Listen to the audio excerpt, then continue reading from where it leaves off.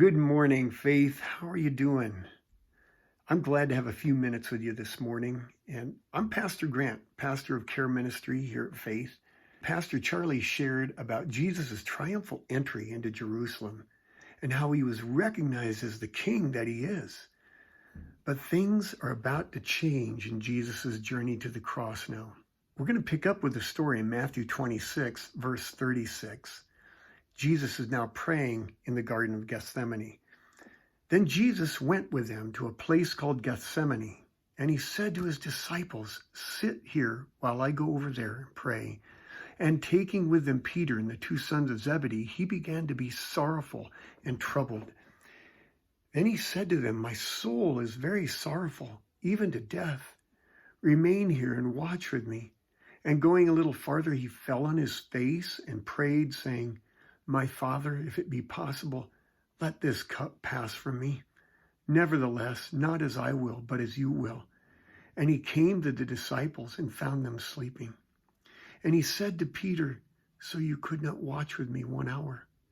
Watch and pray that you may not enter into temptation. The spirit indeed is willing, but the flesh is weak."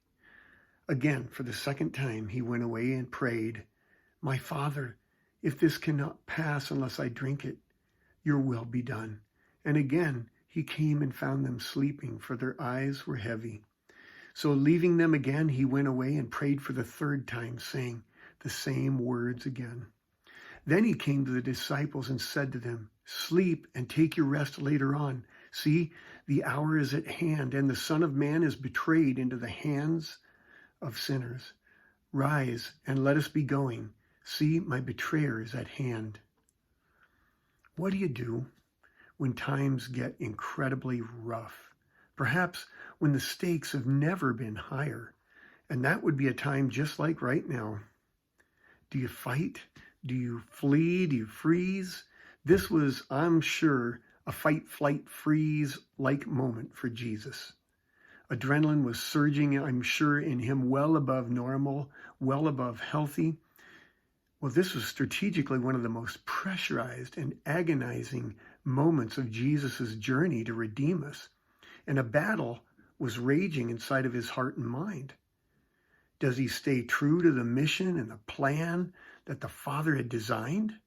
Or does he abort the mission and look for an easier plan B? Well, I can tell you what Jesus did in that moment. Jesus ran to the Father. As the pressure mounted by the minute, he went straight to the throne of God. He holds nothing back. He's pouring out all of his agony, all of his tears, all of his tension, and all of his anxiety to God. He confesses to his Father his hesitation and his desire to evade what was just hours ahead of him.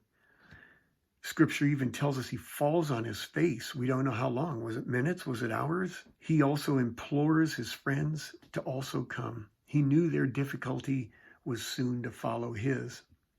And in the middle of all of his petitioning and agony of heart, the Father does something supernatural.